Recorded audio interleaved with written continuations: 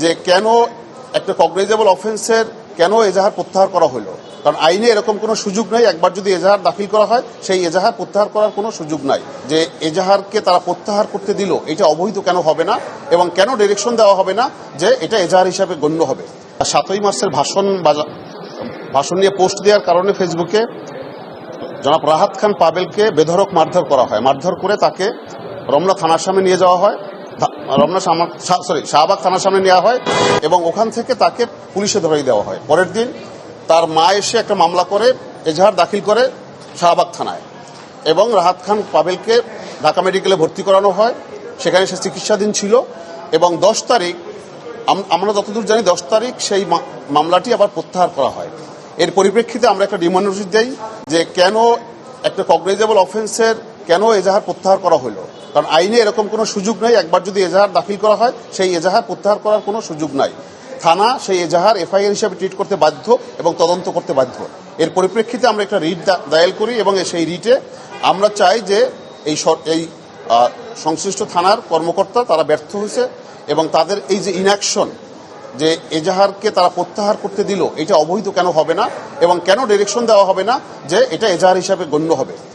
দীর্ঘদিন শুনানির পরে আজকে মহামান্য হাইকোর্ট বিভাগ রুল দেন এবং আপনারা জানেন যে এরকম একটা ঘটনার পরিপ্রেক্ষিতে নারায়ণগঞ্জে যখন 7 মার্ডার হয় তখন অনারেবল হাইকোর্ট ডিভিশন সুয়ামোটো রুল দেয়। তার পরিপ্রেক্ষিতেই কিন্তু এজাহার দাখিল করা হয় এবং সেটা তদন্ত হয় এবং তাদের শাস্তি হয়। এবং অনারেবল হাইকোর্ট ডিভিশন আজকে ওই কথাই বলছে যে এজাহার কগনিজেবল অফেন্সের এজাহার দায়ের করার সাথে সাথে সংশ্লিষ্ট থানার উচিত সেটাকে এফআইআর হিসেবে ট্রিট করা এবং মামলার তদন্ত করা।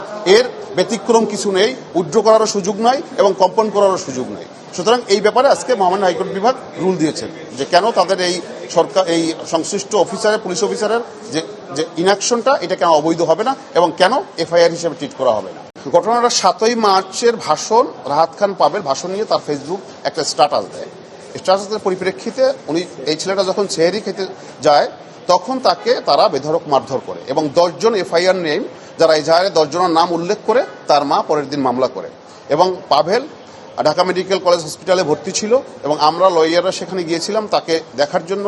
তারপরে আমরা সেখান থেকে তার মাকে এবং তাকে আমরা কথা দিয়ে আসছি যে আমরা এর ব্যাপারে আইনগতভাবে আমরা পদক্ষেপ নিব।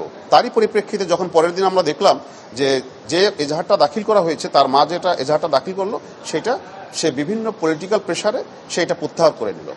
এর পরিপ্রেক্ষিতে আমরা যখন দেখলাম যে না, আইনে এরকম এজাহার প্রত্যাহারের কোনো সুযোগ নাই আমাদের 154 অনুযায়ী সিআরপিসি, সে কারণে আমরা এটার উপর একটা ডিমান্ড নোটিশ একটা সার্ভ করলাম সংশ্লিষ্ট আইজিপি এবং স্বরাষ্ট্রমন্ত্রী এবং রমনা জোনের ডিসি এবং ওসি। কেউ যখন উত্তর দিল না তখন আমরা এই রিটটা ফাইল করলাম এবং রিটে ডিরেকশন চাইলাম যে ওইটা এফআইআর হিসেবে নেওয়ার জন্য।